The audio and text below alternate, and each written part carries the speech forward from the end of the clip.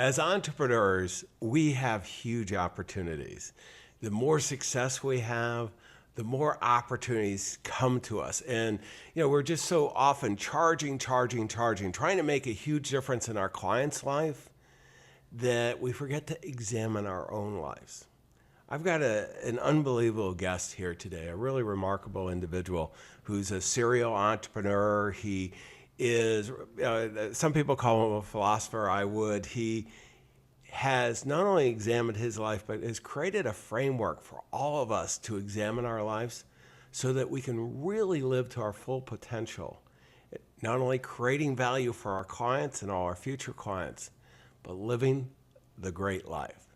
Stay tuned. You are going to be amazed. Ordinary success? No way. You want amazing, remarkable, exceptional breakthroughs. Dig deep, think bold, drive hard, watch yourself soar beyond your dreams. AESNation.com.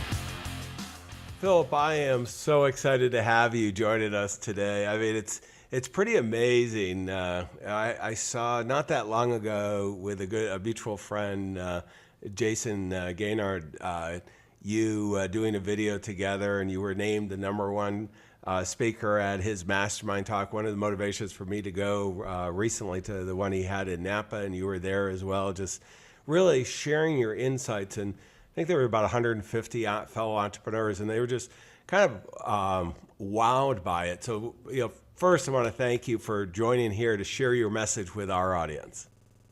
I appreciate the invitation. It's a huge honor. Well, Philip, what we talk about the unexamined life is one that so often we all do as entrepreneurs. We're just, that classic, so busy doing it. And you've been on a journey really to help your fellow entrepreneurs make smart decisions about their life so that they can really live the life that they want and make that difference. And, this is not something we usually start out, as a young, getting started. This isn't what we do. I mean, how did you get to where you are today as one of the world leaders in this area?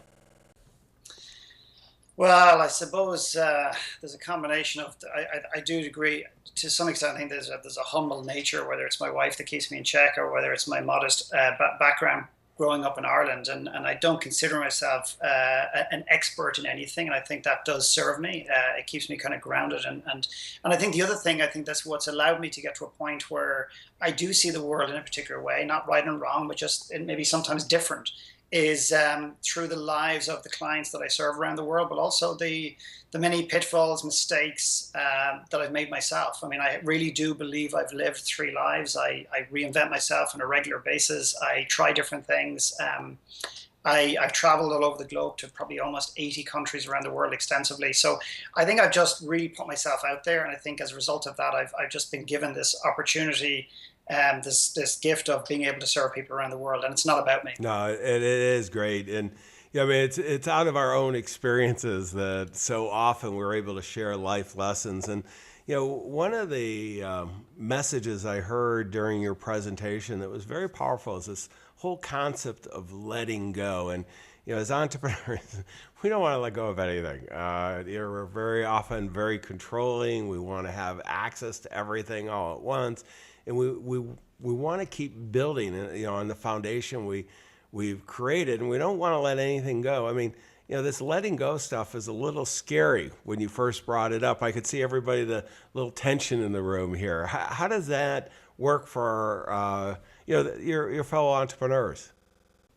Yeah, I think when you say to an entrepreneur, you even bring up the notion of letting go, they automatically assume it's giving up. And I think there are 2 completely separate things. I'm a massive advocate of creating space in my life. And in order to do that, sometimes it requires me to let something go. For example, I made an announcement at the beginning of this calendar year that I'm letting my #1 core coaching program go, which is, a big chunk of our revenue. And my wife is a little bit skeptical because she is an accountant by nature and is a bit more in need of that financial security. My clients' combination between I don't want that to go, and secondly is they thought it was a marketing stunt. But the answer is no, because intuitively I know in my heart that I need some space in my life. So the biggest thing that entrepreneurs assume is that letting go and giving up are the same thing. And often, not many people use the word. I think a lot of entrepreneurs don't necessarily, they see themselves as an individual that wants to be in control of their destiny, but they don't realize that often means that they're a controller. And control and the need for security is often driven by, ironically, the opposite, which is often insecurity. Yeah, I see one of the things I think we all are is a little insecure. I mean, this is, an entrepreneur is even more because, we're being held to high standards, our own standards. I mean, we spend a lot of time setting goals, and, we're driving not only ourselves, but our whole teams to achieve these goals. And, and how can we, not get into this cycle of, I think of it, my background's initially on the financial services side. And, and I remember when I first started, I grew up in a small town in upstate New York. And, if I ever made $50,000 a year, life would be grand and all that. And much like other entrepreneurs, the numbers get higher each time you set these goals, the aspirations.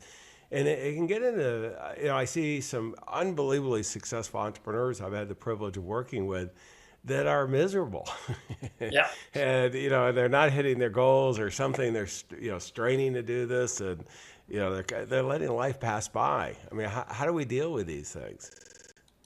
Well, I think I'm a classic example is I was actually attaining my goals. I was achieving my goals. But when I'd hit the top of that summit, when I'd hit the top of that mountain, when I got to the top of that peak and I'd look around, I go, shit, this is it. This is what it was meant to feel like. There was a kind of almost an eerie emptiness, that I almost didn't want to feel because it didn't feel nice. So my immediate response was to look across the horizon, obviously the mountain being a metaphor, the peak being a metaphor for life and achievement and business and so on. I'd look across the horizon, I'd pick another mountain, I go, that's the problem. I've climbed the wrong mountain. So I'd come off that mountain, go across the valley, which represented often 2 or 3 years of my life, new different projects. I'd climb that mountain, I'd get to the top, I'd look around, and I'd feel the same eerie sense. So, for me, I'd rather work with somebody who has no goals than a set of goals that belong to somebody else. Because we don't wake up in the morning and say, I'm going to take on goals, dreams, and aspirations of other people. But often, internally, we've been driven by the need to validate ourselves, to seek validation from others. And somewhere along the line, we start putting on masks. Before we know it, we're living other people's lives and therefore chasing other people's goals and dreams and aspirations. And meanwhile, we're not nurturing ourselves at the core, and we're not aligned to the work we want to do. And we're not aligned to core relationships in our lives. So it can get a little bit complex, and so suddenly we lose control of it. Yeah, no, I would do a lot of research here, and one of the groups recently, we surveyed some extremely successful financial entrepreneurs, and everybody's making mid-7 figures, and a couple making even 8 figures of net income. And the one thing, everybody's scoring real high on so many things, and then when we came to how happy they were in life, it wasn't. And in some cases, many of them were thinking of retiring early just to try something different.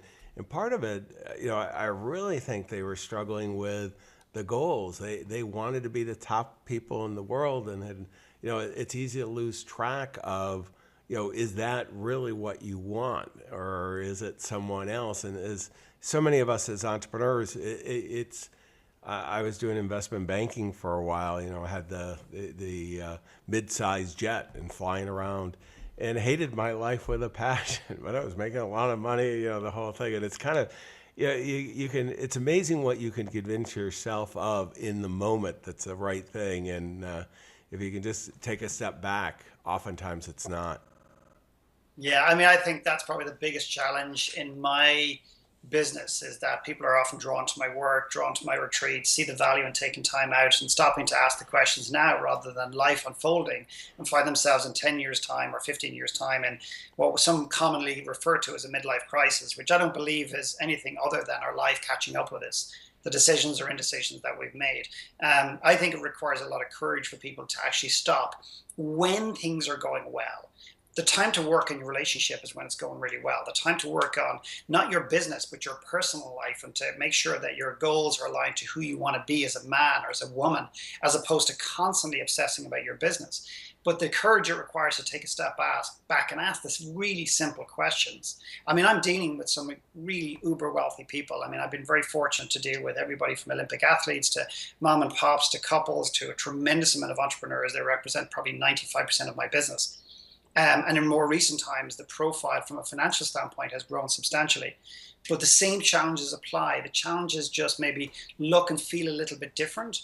But we all know money doesn't buy happiness, yet that doesn't stop us actually chasing it, because we know it intellectually, but emotionally, I think we're driven so much by, this need to be seen as being number one, as opposed to, wanting to give ourselves permission to actually do the things that we want to do. And I think happiness, that notion of chasing happiness, is a bit of an illusion. What I do is I encourage my clients to chase and bring in nothing other than meaning. Let go of happiness, chase meaning in our lives, and then the happiness is a byproduct of that.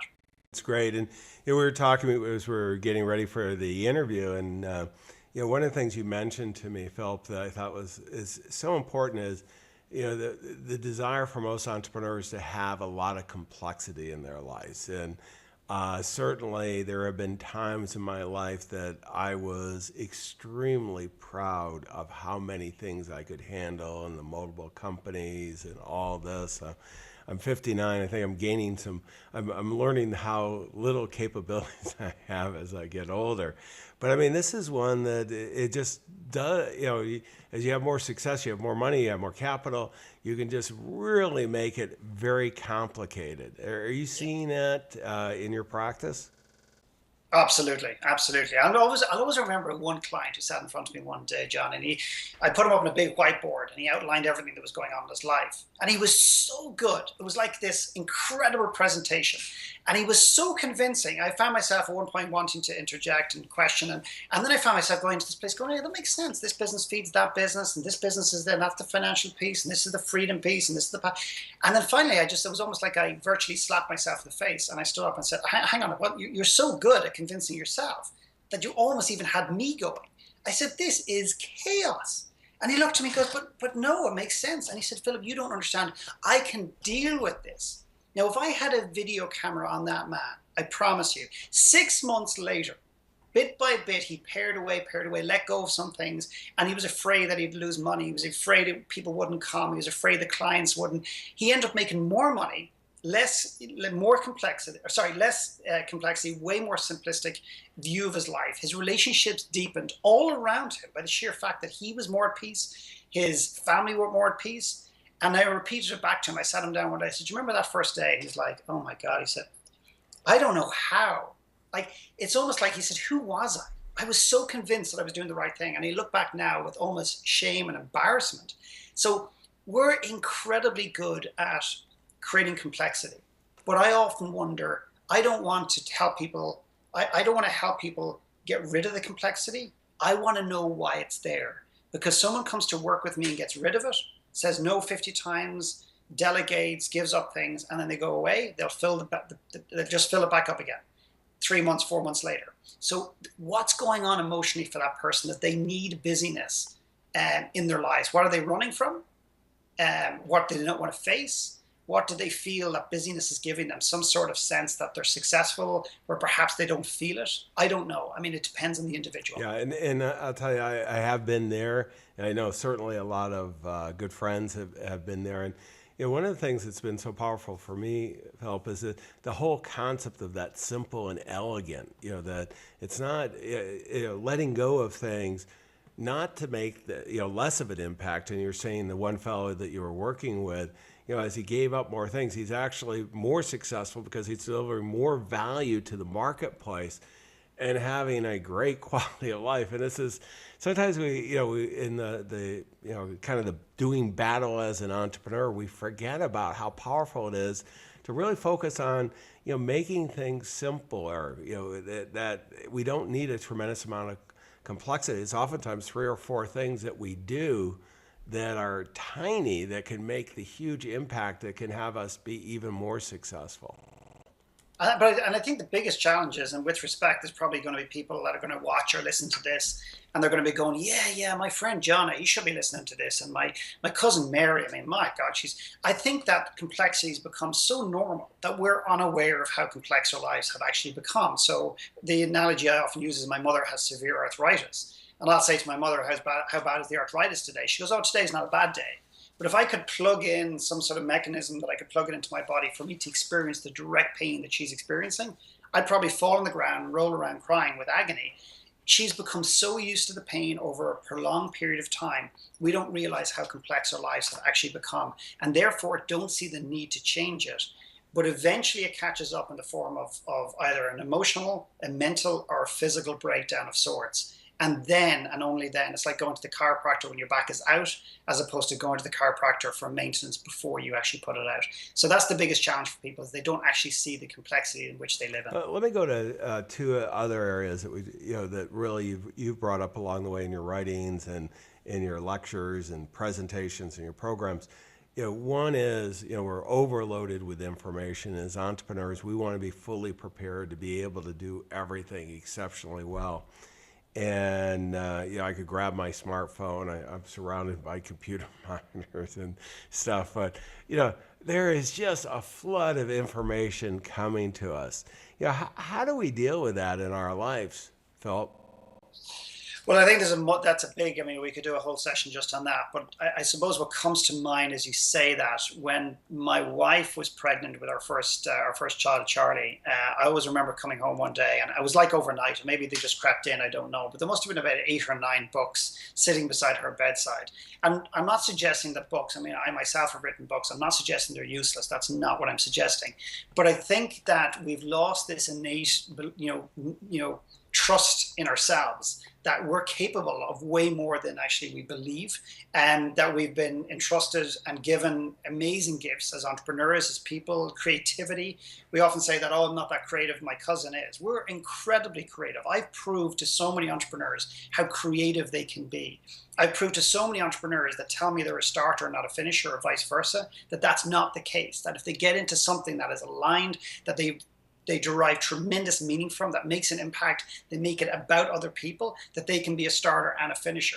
And I remember just sitting down with my wife and saying, so what's the purpose of the books? And she's she had a lot of academic background, and she's a lot more heady than I am. And she says, well, I want to learn and everything else. And I said, well, where is the space for you to just trust that you are actually built, made, created to actually do this? And I'm not getting all spiritual necessarily, but you're this incredible human being that's, you can be guided by books, but guided and living by other people's words are different things, which ironically turns back to the goals thing again, because people read various books, they go to model those individuals, but in order to model them, they have to almost to extract goals that are driven or inspired by these people. They're not often their own. So to me, it's not about turning off all information. But for example, if somebody says to me, I read a book a month or a book a week, I go, great. But what did you get from that book? Like, John, when was the last time you met somebody who went, oh my God, this book was amazing, changed my life? And you just stop and say, okay, what one thing did you do? No, but it changed my life. I said, no, I appreciate that. But what one thing did you do as a result of this book to change your life? Well, I mean, I'm not sure, but I'd rather somebody have a book of 4 books on their shelf that they really sit with for a period of time and implement and bring into their lives, as opposed to someone who's read 4,000 books but still is treading water and struggling in life a little bit. Well, it's I was giving a lot of presentations on this subject, and Stephen Covey had written the book The 7 Habits of Highly Effective People, and I would ask this audience, how many of you thought it was a great book? And I mean, some double hands up, and they're, great book and everything. And then say, who knows 3 out of the 7 habits? Not all 7. I didn't want to go. And it was almost no one knew, 3 out of 7. And then it was like, how it really goes to what you're saying. How effective is a book that's entitled The 7 Habits of Highly Effective People if you can't name 3? And this is so often we see that. And it's I want to go because this is something you were talking about when we were at the mastermind talks with Jason and the group. I think kind of that self-awareness, authentic, being an authentic individual. As entrepreneurs, we're kind of almost putting on the Superman or Superwoman cape, and we've got to be tough and be able to, everything from being a SEAL, former SEAL to Ranger, the military, the professor. It's just and. Boy, it just makes life pretty complicated trying to live up to all those things. It makes it complicated, but it also makes it absolutely exhausting. As Mm-hmm. you say that, I mean, you nailed it. This expectation that we place upon ourselves. I mean, what a great indicator. I mean, John, this to me all comes back to something, and I wasn't sure we were going to get here. Maybe we maybe this is a little bit too deep, but so be it. This is what I believe. You opened up the interview by introducing about how entrepreneurs create so much value. Well, we spend so much time trying to create so much value to our customers, to our services or our products. But how often do we as individuals, as humans, forget about entrepreneurship, but as humans, but also as entrepreneurs, take time out to actually create value within ourselves? So if you're somebody that's listening to this, that's really hard on yourself. So no matter what you achieve in life, it's never enough. No matter what you do, it's never enough. No matter how much money you get, it's never enough. No matter how many relationships you delve into, it's never enough. How many businesses you create that are successful, it's never enough. Ultimately, you have to at some point, or at least the opportunity to ask this beautiful question, not because it's coming out of my mouth, because it's a beautiful opportunity in the world, is, am I enough? And this might sound very fluffy to a lot of people, particularly some busy entrepreneurs who are just getting going and are rolling up their sleeves and saying, listen, I'll deal with that shit when I've made my first 100 million. Then I'll have the space. It just doesn't work like that. Am I enough? If you're really hard on yourself, people can use that hardness to drive themselves, but I think it comes at a cost because you don't get to enjoy life. You don't get to impact people around you. You don't get the opportunity to become this inspirational beacon that you can become if you strike the balance between driving your business and actually making sure that you have value within your own skin. And when you do that, the most powerful work I've ever done in my life, the only thing the key thing to any success that I have achieved was doing the inner work, the inner dialogue, the inner conversations, so I could create the clarity that I wanted. So my businesses didn't define I didn't become my business. I became who I was, and my businesses were an extension of who I was. They weren't who I was as an individual, if that makes any sense. It does. And I always think of it as we're not in business for more business. We're in business to support the quality of life that we want. And you've got to get clarity around that. So we've Correct. been talking about letting go of all this stuff, Phil. What do we let in then? Well, I think when we can start to let go of and even if it starts with one or two things, even if it, again, attachments are a great insight, a great gateway into understanding some of the things that we need to let go of. So what am I attached to in life? Often we're attached to the business that we're in. We're attached to a monetary value of our business. We're attached to a monetary goal. We're attached to, the product that we sell, etc. And sometimes those attachments are very unhealthy. What I said recently is have this desire as a human to be better yourself, as an entrepreneur, but let it go and don't allow that to control you. Think about that just physically. I'm holding it. It feels like I'm contracted. It feels like I'm controlled. If you let it go, you open this beautiful opportunity for, not just to be more inspired by what you do yourself, forget about other people around you, but intuition. You start bringing intuition into your life. You start to experience something that is not mutually and should not be mutually exclusive to athletes, and that is a state of flow. I've worked with Olympic athletes. I went to London, 3 years ago with a group of athletes. I've been in that space, right? And, we sometimes think that flow is only available to athletes. It is available to every single human being in this world. Clarity, intuitive clarity starts to show up. In other words, it's not a case of you have to sit down and intellectually think and strategize about what you want. You wake up and you know what you want, not overnight, but you know what you need to nurture yourself. And there's just a few of those things that start to come into your life when you create space. Yeah, it is. I mean, being in the flow as an entrepreneur, it's so powerful. What we can accomplish, what our team can accomplish, we can inspire people around us and live a great life. And so often we let ourselves get caught up in our own success and the picture of what other people have. We talked about the goals, the information overload, the complexity. I mean, it's amazing all the things we can do to screw up what is a great life of an entrepreneur. Philip, you write about this. Let me go to the next segment, which is the book of the day. You are prolific in getting, pulling this information together. And, I don't let the authors out, who've written great books. And, why don't you share what your favorite one that you've written that you think would be so helpful for entrepreneurs here? Yeah, I mean, it's a bit self-serving, but I appreciate it. And I say self-serving from my standpoint. But it's called Rich on Paper, Poor on Life. Rich on paper, poor on life. And that doesn't mean that if you're rich on paper, you're going to be poor on life. However, the book was written, I'm very proud of it because it's not the book that I thought would sell the most, John. It was the book that I felt I needed to write. And they're very, very different things. And the ironic thing about that is it's the very book that I wrote and that has sold, way more than the other books, which is interesting. It is just basically a collection of very simple, real stories. The only thing we changed was the names of the individuals.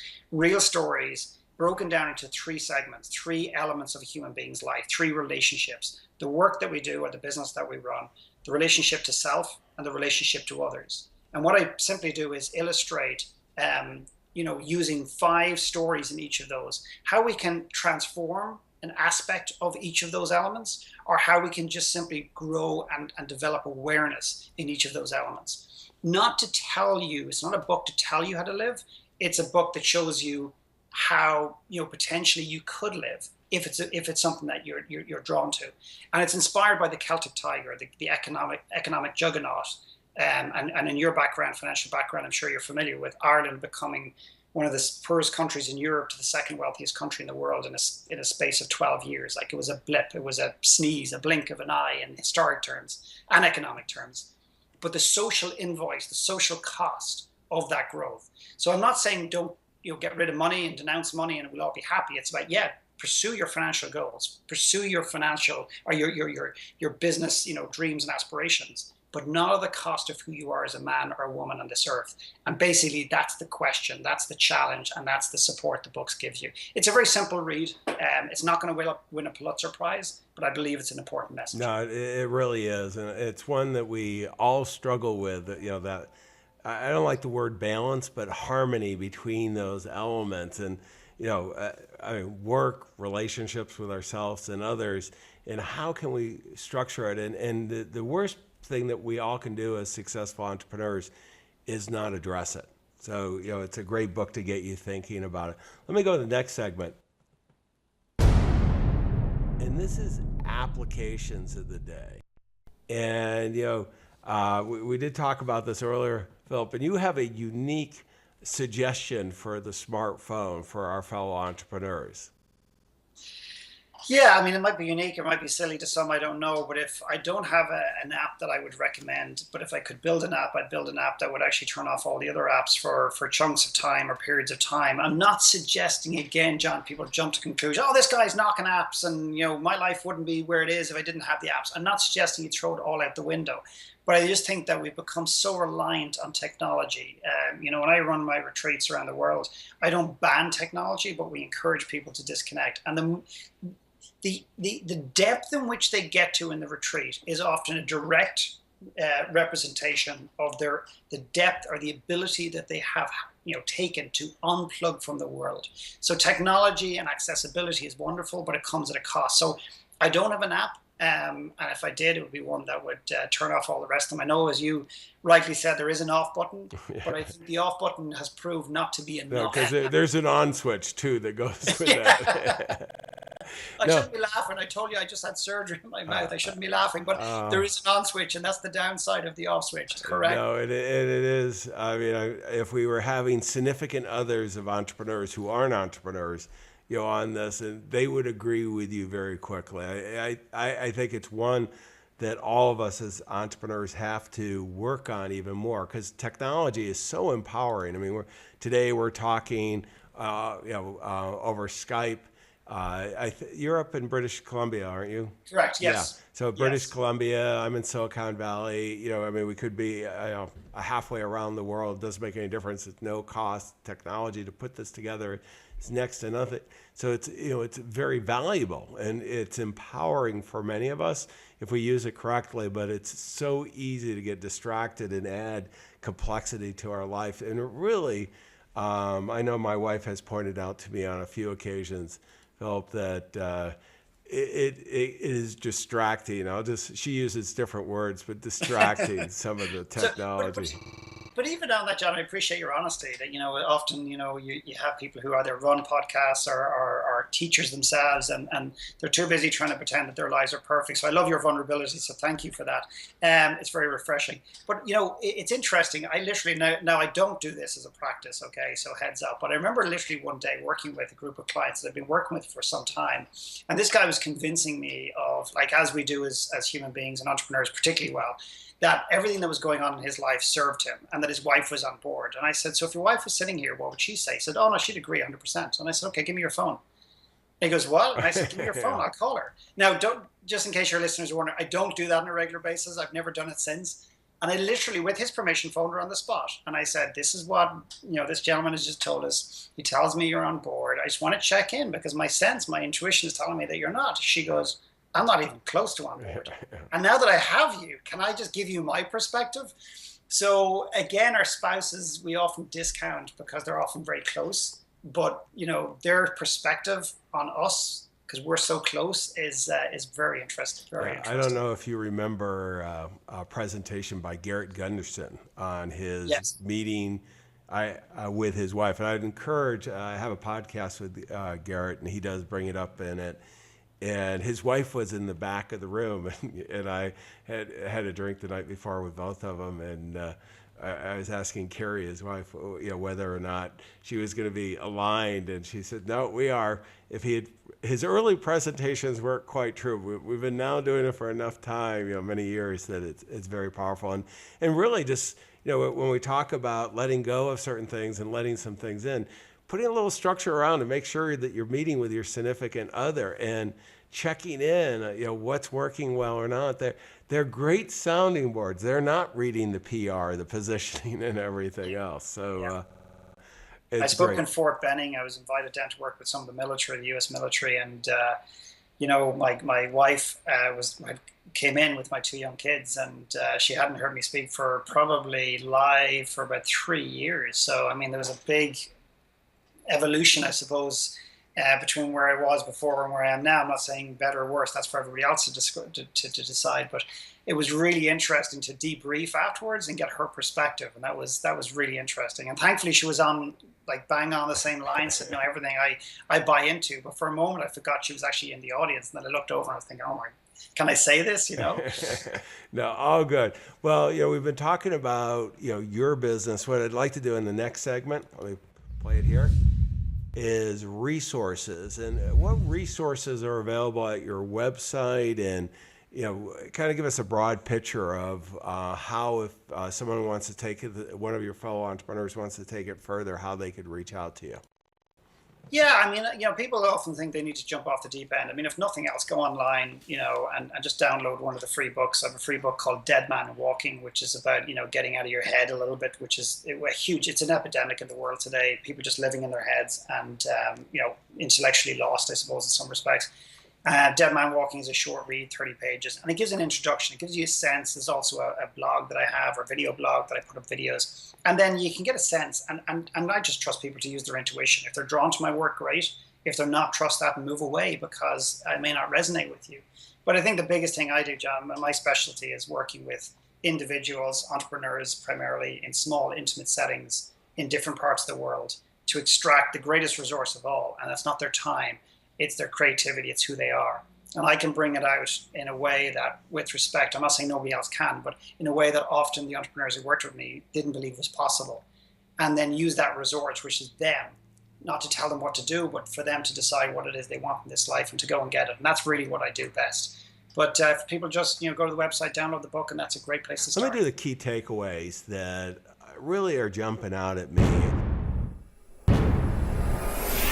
I've taken a bunch of notes, and we have the opportunity like no one else as entrepreneurs to build the life that we want. I mean, just as simple as that. And so often we let other people build it for us.